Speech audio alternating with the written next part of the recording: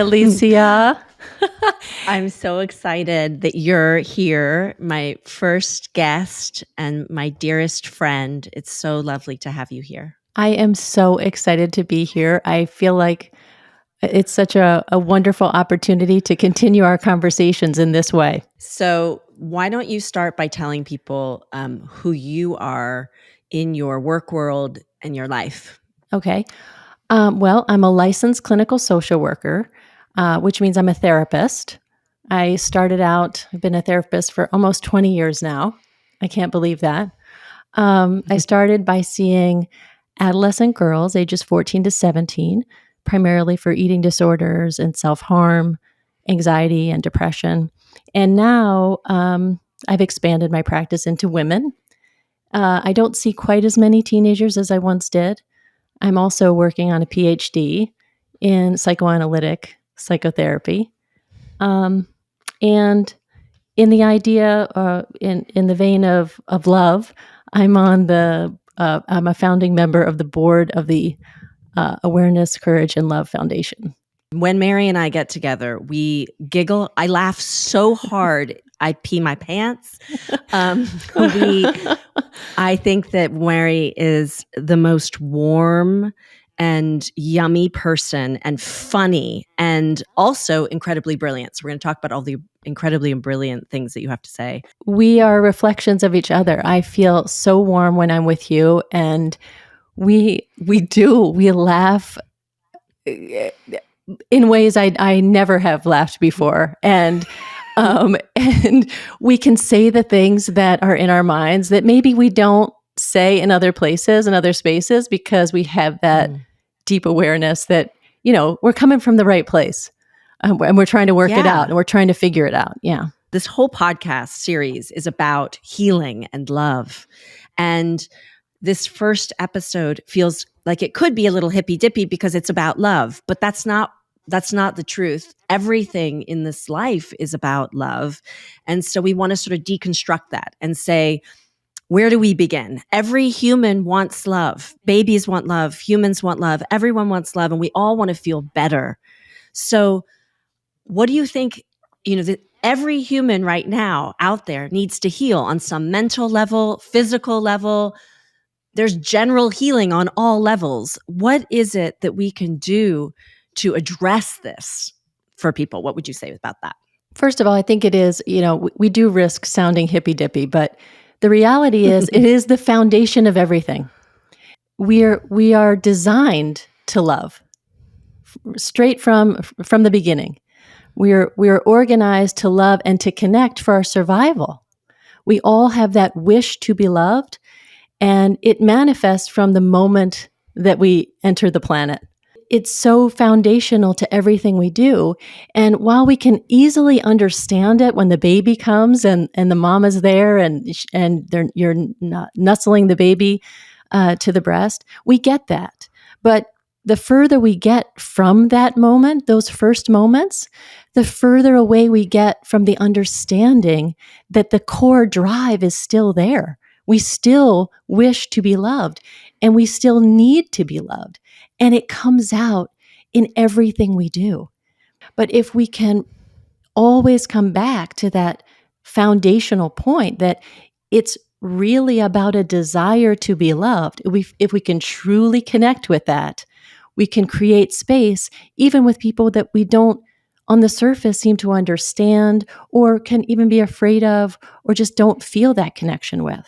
For the people who are listening, so you can understand why I'm even going on this journey at all, is basically that my life changed a lot.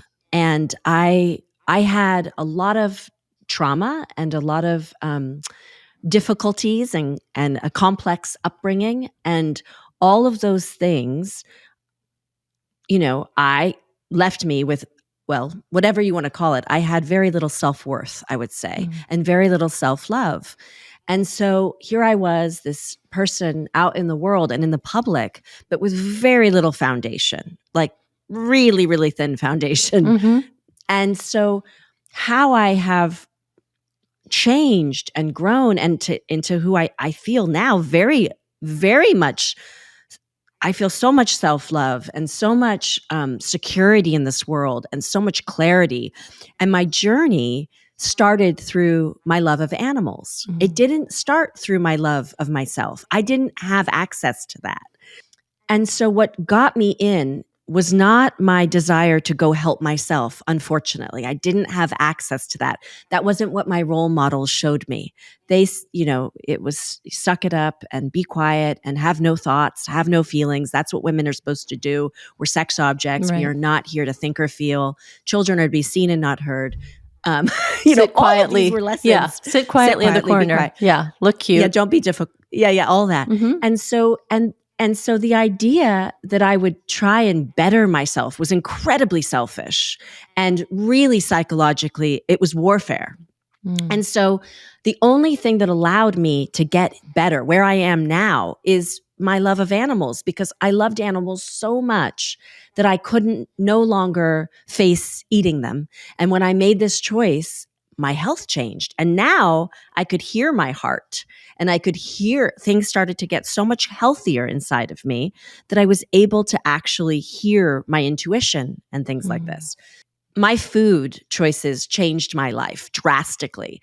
And they changed my mood. They changed my stability. They changed my access to myself. And through that, I found the tools and the help that I needed. And I guess I want to offer this magical secret to the world.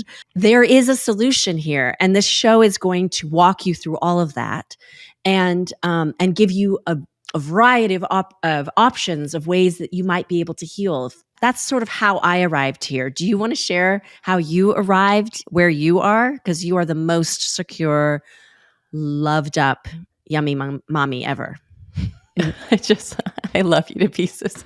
Well, first of all, I love your story about you had this desire and this need to feel that connection, and you found that love and connection through animals, and how I want you to say more about that, because I think that's one of the most pure forms of love that we can experience, is a connection with an animal. And so say more about that. I had a very strong sense of right and wrong as a kid that I felt very clear on. I just knew that I wasn't supposed to talk about it or be loud about it, but I still kind of was.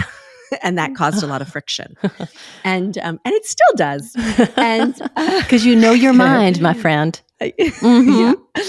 So, but I remember just knowing, and my mommy gave me a lot of this, my love of animals and the connection that I had with them. And it just was so clear to me that it was not okay for them to be tortured and slaughtered. But really the torture part was the main thing. And how we raised them for food, and all these creatures that need and want to be loved and respected were not being. And you can't do it for yourself. So you do it for these animals. Yeah. It's through them that you see the innocence, you see the vulnerability, you see what the need, and because you can't see it in yourself, you give it to them. Yes.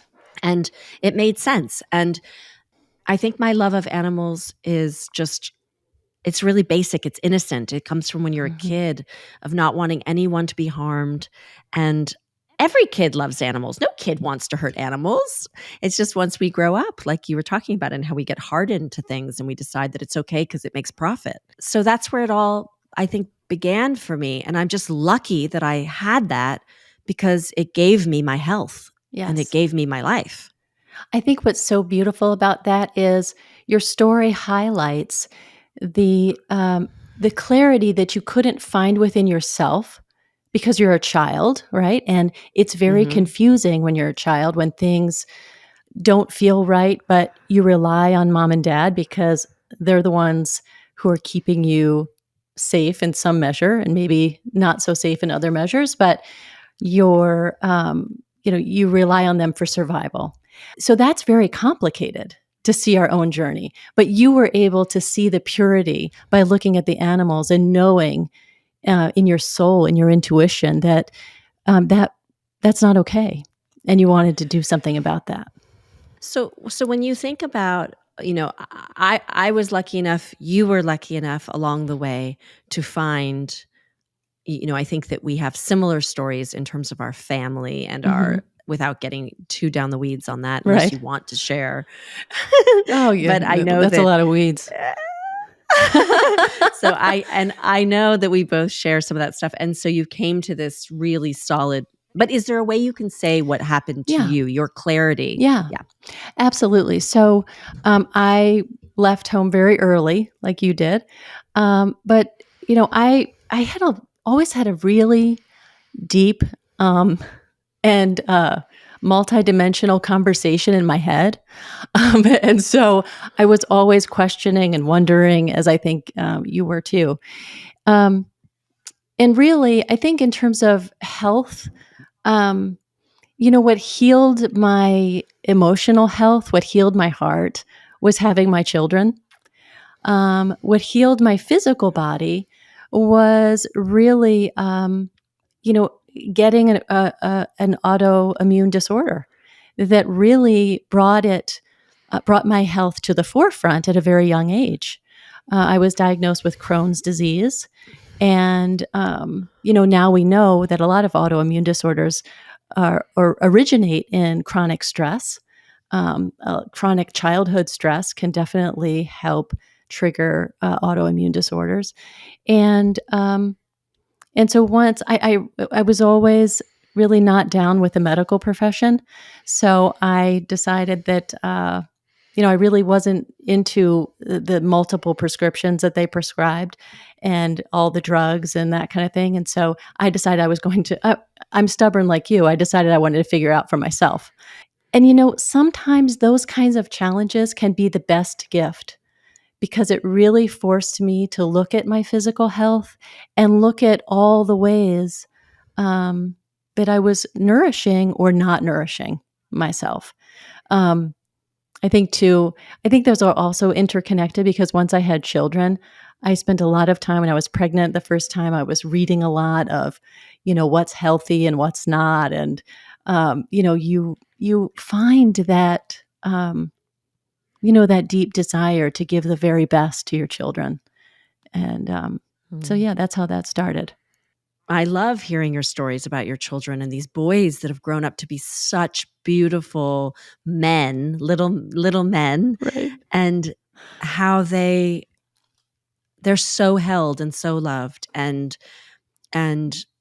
smart and compassionate. And I think that you and I have talked about how critical it is, and there'll be an entire episode dedicated to parenting on this show, but how critical it is that those beginning years, the thoughtfulness that you were just talking about, how you spent time going, I want to give this baby the best that I can. Can you speak to how critical the parent child relationship in the big scheme of things, in this big world that we have and all the problems that we have, if children were loved and seen and cared for deeply and they were treated with patience, and that was the most important, most valued thing, wouldn't this be a different world? Oh, 100%. And there's no question that when we can offer our children warmth and love, and you said the magic word, patience, that yes, the world would absolutely be a different place. I think there's also something that you and I share, and that is stubbornness, that we weren't going to take the party line um, Mhm. when, there is an establishment that provides a certain way of doing things. And, if you sit and think about it a little bit, I know when I was, 20, goodness, I don't even know how old, 24, 25, when I was pregnant with my first son, some things just didn't seem rational to me. Things that they were telling me to do, and it just it didn't make a lot of sense. And so I think that there is that upstartness that you and I share of like, well, hey, wait a minute, I'm not doing it that way just because you tell me to. I think that we have to learn to moms and dads and parents need to learn to trust their intuition and go with Mhm. that loving space, go with that loving drive and connection, you know, everybody's wired for it. Everyone's wired for it. And we can sometimes just get in our own way without, without that being the intention. So when you think about I think I read somewhere that you had said you want to address the increase in depression, self-harm, eating disorders, and the accompanying decline in self-worth among our daughters. Yes, And I imagine that would also be sons too, but I for wonder sure. if it's worse for women. Can you speak to, is it worse for women in that way? And where is this all, like, what's your magic wand? If you could put a magic wand on it and fix it right now, what Yeah. would you do? I think that, if I, for certain, it impacted women more and girls more. Um, Back when I started being a therapist, certainly girls were more impacted by eating disorders and self harm. Sadly, boys are catching up with that. So, Mm. we're definitely seeing an increase in these kinds of presentations in young people. Certainly, with the pandemic and the isolation that ensued as a result of, um, you know, uh, masking and remote learning and that kind of thing, we're definitely seeing more and more depression, anxiety, social anxiety, a real increase in the ability to um, connect with other people and manage the certainly the discomfort that comes with kind of reaching outside your comfort zone, leaving the house. Uh, these are things that now have become more significant and more of a big deal because so many people and so many children, weren't able to do that for an extended period of time. So, yeah, there's a tremendous amount of uh, negative self-talk, self-loathing, self-hatred that has just seemed to balloon. I think a lot of we know there are more studies now that show that social media has a lot to do with that, to highlight insecurities and overprivilege, physical attributes and those kinds of things. And there's no escape from it. Whatever happened, back in the day, whatever happened at school or on the playground, there was sort of a limit to that. Well, now, with computers and the internet and that kind of thing, whatever is happening during the day, whatever kind of mean girl or nasty boy or whatever is happening during the day can be extended beyond the school day. So there's just tremendous stress, tremendous stress.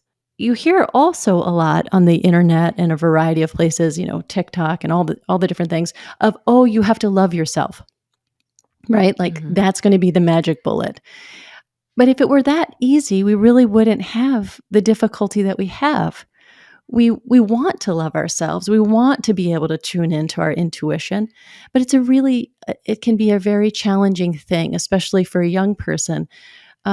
They have so much critique and judgment coming their way that they can find it difficult to find their footing. And moms and dads and parents are busy and maybe kind of overly distracted themselves and filled with their own level of self doubt.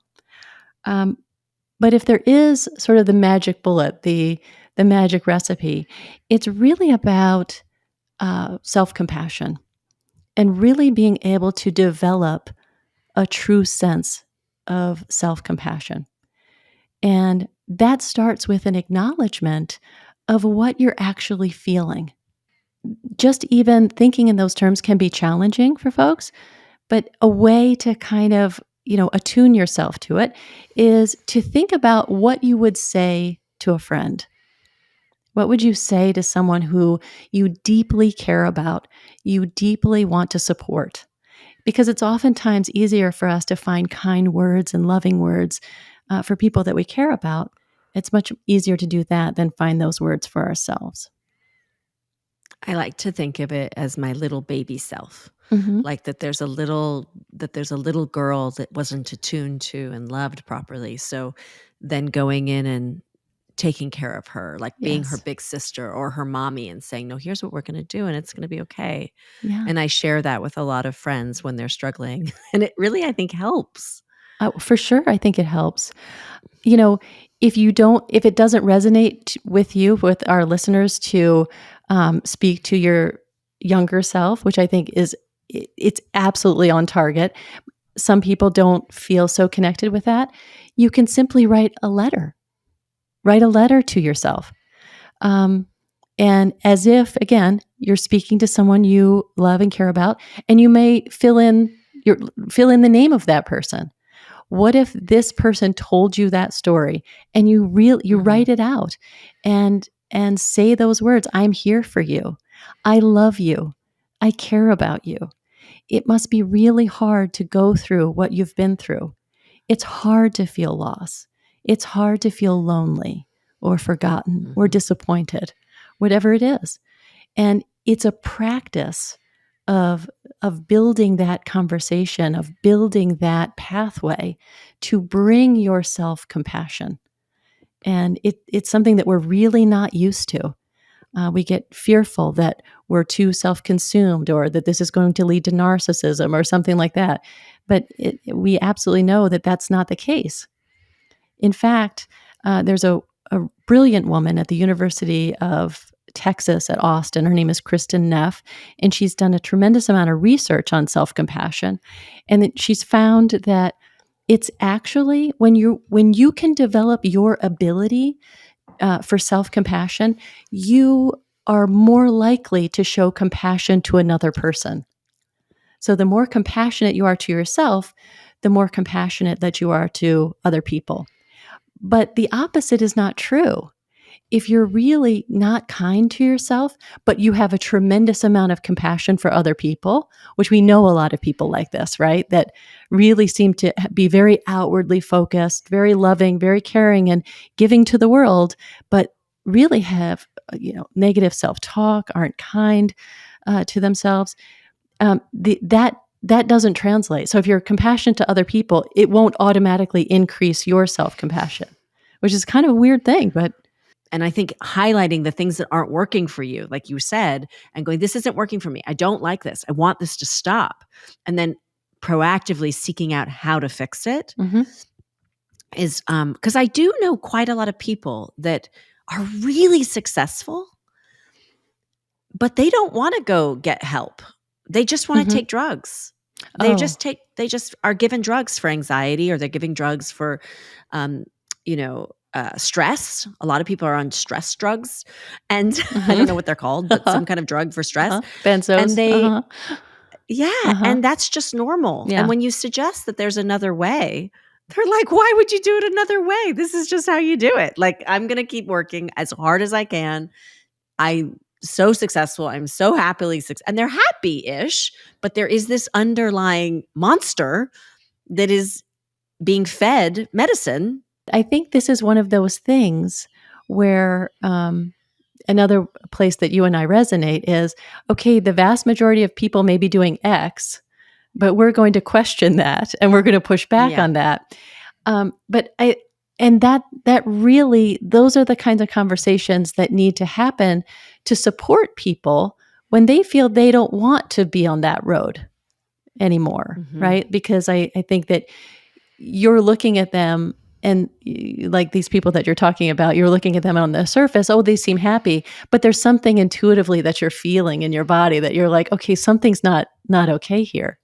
Mm-mm. And we've become obsessed with altering our state in this country to disassociate from what's going on, and for good reason. I mean, there's a lot of trouble and turmoil in the world, and a couple of drinks, or you know um, medications or whatever, to kind of turn your mind away from that. There are other ways to do that, and I think that more and more people are starting to recognize that we all need to kind of adjust. And, oh, I have to get to bed earlier, oh, I have to Oh, yeah. get more exercise, or that kind of thing, or I need more quiet, or I need to assess my life and say, okay, is this treadmill just turned up too fast? Am I trying to accomplish too many things? Um, and I think that, and if I'm taking a lot of medications, maybe I want to think about, what is this doing for me? And Are there other ways to heal? Which I know that's what this show is going to be all about this entire season. Other ways to get to that place of healing. A practice that really helped me was, putting my hand on my heart Yes. and another hand on my belly. And I'm sure you've seen me do it just when I'm trying to order food. I know. Sometimes I love something it. as simple as Uh-huh. that. Yeah. But because I get overwhelmed with choice. Sure. But then also just big, deep things in my life Yeah. where I've had to make these massive choices. And when you put your hand on your heart and your belly and then, ask yourself the question, whatever it is, should I move to the moon? There's either sort of a feeling that goes down into the center, which is a little darker, and then or it's filled with this possibility and lightness. And I think that asking your heart answers, that's been huge for me. And the quiet of knowing that um, the answers can come if you slow down, and we don't Absolutely. have to do it all so fast. And it's hard because I'm an overachiever. I want to accomplish so many things. We have to talk more about the silence because Yeah. so much gets clarified there. And this is, if you haven't spent enough time in the silence, this is where people might be thinking, oh, this is woo-woo, right? Like, oh, okay, I'm going to be silent and figure everything out in my life. Actually, yes. And all the things that we do remove ourselves from that space. All the distraction, all the noise, all the caffeine, all the drugs, all the ways that we distract ourselves from the answers that do live within us. And it really is about leaning back a little bit. We love to lean in America, right? We want to do more and be more and go, go, go. And there really is a lot of wisdom to be had and healing to be had in the quiet and really just centering within yourself. I don't know if we're just really spoiled and lucky, but it sounds so, I can remember 20 years ago when it was really scary. Yeah. But now that just sounds so good. Yeah. Like, what would be scary about being quiet? But that it is very scary. Sure. But I can't imagine, what are those thoughts? Like, what are the things that come up? We have a lot invested in what other people think about us. We have a lot invested in the approval of other people. And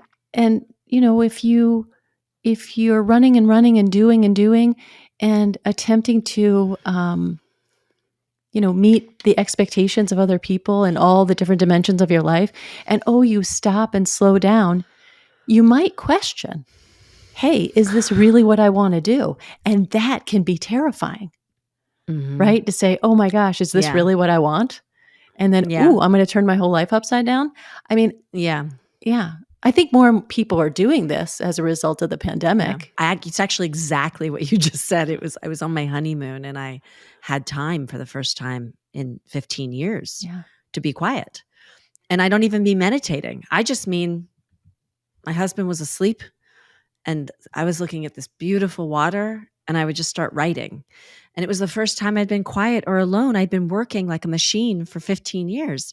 And so here I was, and there was a lot of forces that wanted me to stay busy and distracted. Yes. And also liquored up. Here, drink this. I mean, Yes. I wasn't an alcoholic, but like, here, drink this. It'll be so fun and you'll forget everything.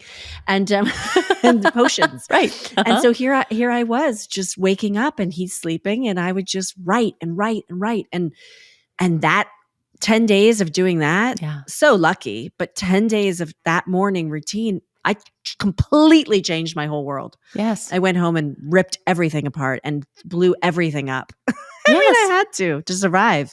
Well, I think you said the key word, which is survival, right? I think it comes to you when it needs to come to you.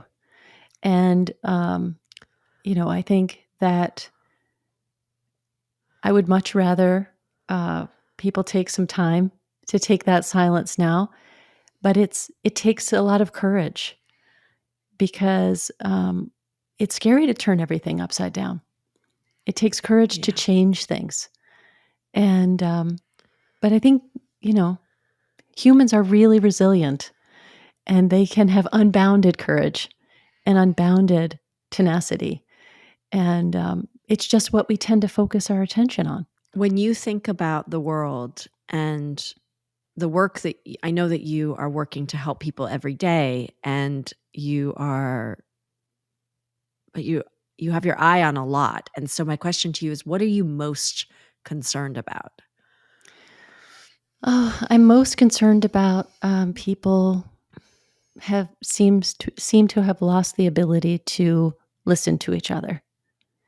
That's the thing that I'm most concerned about, because everyone has an opinion and everyone has their point of view, and there needs to be space for that.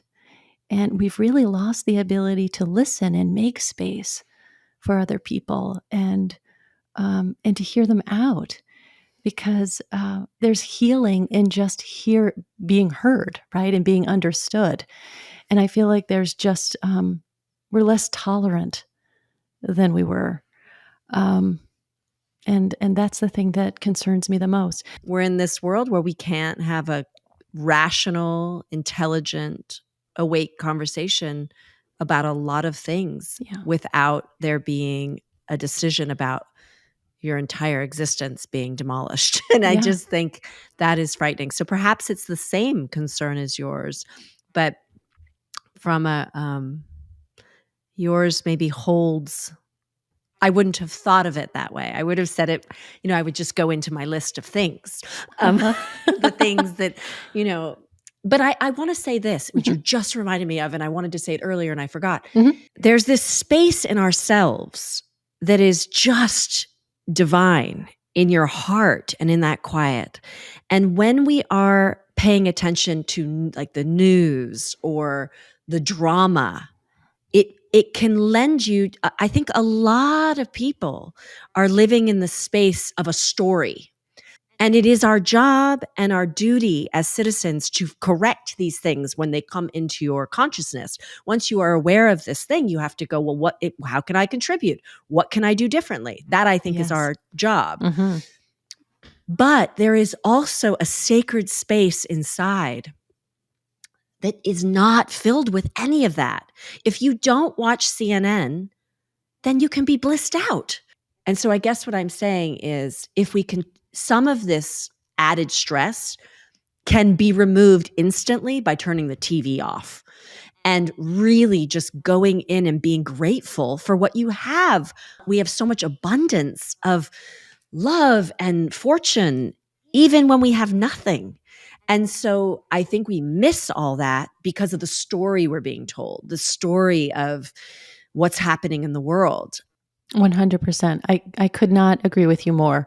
There's a saying in meditation about the tree that we water the root. Every meditation, every silence is watering the root to build the strength of the tree. And you're right, we do have the ability to cleanse our world just with sound, right? With turning off the television, not looking at the notifications on your phone from newspapers and CNN and whoever. And it's about reclaiming that time for yourself. It really is about tuning in to what you are capable of giving back. And I think the number one thing that a person can do, if you're blessed with children, to lavish them with meaningful attention and with meaningful quiet and space. That's the best thing you can do for the world, because they're the stewards of this world. They're going to be here long after we're gone. But the other issue that I think is equally as concerning is when I see young moms and their faces are in their phones and their little babies are there. And I just want to run up. And again, I don't want to make a person feel shameful or feel judged, but I just want to run up to them and just plead. I'm like, that baby is not going to be little for long. And you're the number one. You hang the sun and the moon. And there's goodness that only can come from you. You're not spoiling by giving love and attention and care. Children need far fewer things that they have. They need food for sure, and they need love and care. And that's the best gift that we can give. And so we and I know you spread the word on that. And I know you're just, I mean, the way that you love Bear, I think that's one of the reasons why you and I are so connected in the heart, because of how we love our boys. And somehow we knew. I don't really even know how I knew. Do you know how you knew? Yeah, How I did you do. know? Well, because I knew what I needed, what I didn't get as Yeah. the little munchkin. Yeah. And so I dedicated my life when he was born. I just made this, I was going to give him everything that I knew I needed, Yes. which, so it was sort of there's other things I'm going to mess up. I'm Yeah. sure. Yeah. I don't know what they are yet, but, but I knew I was going to have him feel seen Yeah. and connected and never feel uncomfortable in his skin around me. Right. And, and, uh, and I wanted him to be his full expression of himself without being um, imprinted on by my ideas or the world or some Disney show.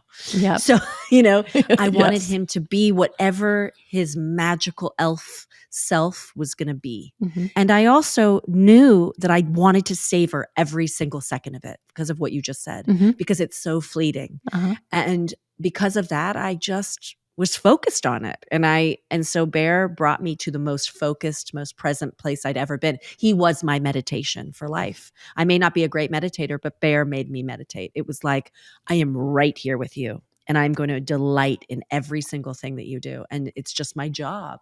My job is to be in heaven with you. That's my job. And It just captures the whole thing, because you can't nurse a baby when you're running around. They force you, no, right? They yes. force you to settle down and to be quiet and to take a moment. And it's the most heavenly thing on the planet. It's the most blissful Yeah. thing ever. Is there anything else that someone can like therapy, for example, Mm-hmm. is this thing that people are really still people are shy to talk about that they do it or that it's okay to do, but and also the resources can be really low. So my understanding is there are a lot of available group sessions of therapy and or people who are in training. What resources do you know that are available? Or I can come out with this later if we can't think of it right now, but Mm-hmm. how people can get themselves on this track of helping themselves. Yeah. Well, going the therapeutic route, there are a tremendous amount of resources. Certainly, given the state of where we are after the pandemic, people have been seeking out therapy resources more frequently. But there are lower cost options. I know that there are some online apps and things like that. I can't necessarily speak to the efficacy of those, but Mm-hmm. I do know that in your local area, generally places in the US have, oftentimes they'll call it a catchment area, where there'll be a local mental health um, agency that will see people at a low cost or sliding scale.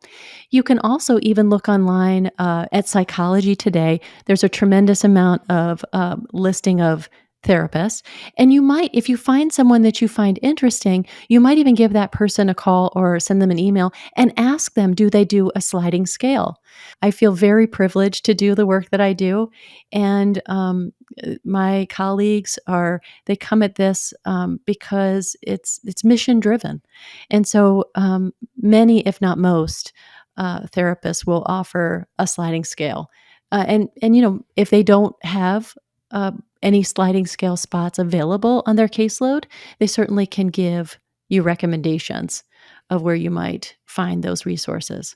Also, at local universities where people are in training, you mentioned counselors in training, you can oftentimes get those people as your therapist for a reduced rate. And people get a little bit, the public can be a little shy about seeing someone in training, but actually, that can be a very, very useful and effective treatment, because these are people who are very excited, and they may be inexperienced, but they're generally, especially at a university-based or an institute-based clinic, they're very well supported. So Yeah. you're going to get good care. I want to add that, when you're looking for someone, there are some therapists out there that are probably not like you, and you would probably not want them to be therapists, I would say. And, Yeah, and so, you I mean, said it, I didn't. so, Uh-huh. Uh-huh. but, so I think that because I know I've had friends in my life who are like, oh no, I'm a therapist. You're like, what? That's not you, Mary. Okay. But there are Phew. people that you're just like, really? Okay. Okay. Interesting. Uh-huh. So I think my point is that when searching for someone, know that, and I remember being in the situation where I was, you just go with the person that you're told to go with, and you go, and then you spend years there. So I think really good idea to think of it like you're auditioning someone. You're interviewing, go to many different people until you find the person that makes your heart go, oh yeah. Don't settle for the first one you meet just because they're a therapist and they have the digits, or not digits, the initials by their name. It doesn't mean that they are qualified to do the job that you require. So go interview until you find someone that you go, yes, right? I love that. Yes. I think that's sage advice. Each therapy interaction, each therapy couple, we call it, is a unique couple. And that therapist may be the perfect therapist for your Aunt Josephine, but may not be the perfect therapist for you. So, trust your gut. You might not be sure after the first session. If you're not sure, give it 2 or 3. But by the third, you can have a direct conversation. You might say to the therapist, hey, you know what? I'm not sure that this is working. And you might want to be curious about that. That can oftentimes lead to some really good therapeutic conversations. And you may both determine that it's not a good fit, and that person, can oftentimes offer you some resources.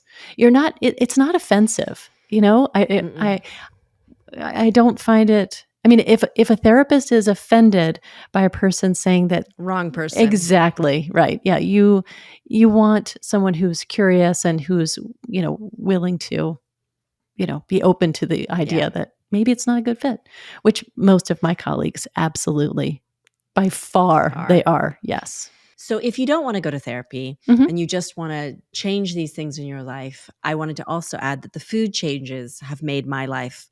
That's like the biggest, that I would say the food is the most drastic thing that happened to me, because I really see the effects of how eating a kind diet makes me balanced and feel well emotionally, mentally. It has that effect on you. It had that effect on me. And then there's the going into your heart. There's meditation. Mary offers meditation for free on her website. There are many, meditation is so key. Yoga, writing, all these things, and just catching those mean thoughts that we have for ourselves, and saying, hey, I need you to take care of me. Asking yourself a really good mantra is, what do I need? Like, be the mommy and daddy to myself. What does this baby need right now? Because you're so busy taking care of everybody else, but what does this baby need? You need a drink of water. Yes. You need a drink of water. You need to pee. Right. You need to pee. Oh, great. Go pee. Like, whatever the basic thing is, just really trying to mother yourself when you can catch it is such a healing thing. All the things that you said, which I think is just an important thing to point out, whether it's food or sleep or water or movement, all of these things impact our emotion regulation. And you can have a really, it's much easier to keep an even keel when you're not, taking a lot of sugar or bad foods or those kinds of things that can throw you off. And so all of those things come together. And so if you find yourself in a therapist's office, don't be surprised if they ask you these hopefully very comprehensive questions around all these different dimensions of your life, because all of them contribute to your feeling stable and you're feeling emotionally regulated and able to manage the difficulties of life, because life is hard. There's no question about it. It's very hard. And we need to take the best care of ourselves possible to be up for the challenge. No one's experience is perfect. Even if they're clad in all kinds of material, sparkly things, it doesn't mean that their heart is happy. And I know that's what you're about. You're about making people smile with their hearts. And that's what I hope people take away from this. That is so beautifully said. I want people to take exactly what you just said away from this, and to remember that once upon a time, the food that was available to people who did not have money was the healthiest. It was Yes. rice, beans, and veggies. That the common people, not the kings and queens, they ate rice, beans, and veggies because it was really inexpensive, and that's why they didn't get gout. Mhm. And Right. and I suppose I just hope that any listener will want to come back to talk more about healing our relationships with our bodies, our children, our food, the planet, other species, that you'll see that we're going to explore all of these things. And I will hopefully provide tools for you that have worked for me and that work for others. And these experts will be telling you, like Mary. My dream, honestly, my deepest, deepest dream is that everyone find peace in their hearts and and in their bellies, this compassion and desire for truth, and to become truth seekers, and to be love warriors, and to really just allow themselves, whatever it is that they desire in this world, to know that it's possible, and that if they just focus on it and cut out all the noise as best you can. If something's not working, you got to remove it, fix it, do whatever you can so that you can get to and there are so many beautiful examples of people doing that all the time. So I just want to help people have the tools, because I know that when you eat a certain way, it allows you to think and feel a certain way. Yes, it does. And that way is so good. So I want to offer everyone that opportunity and chance to explore it, really. It's a great thing.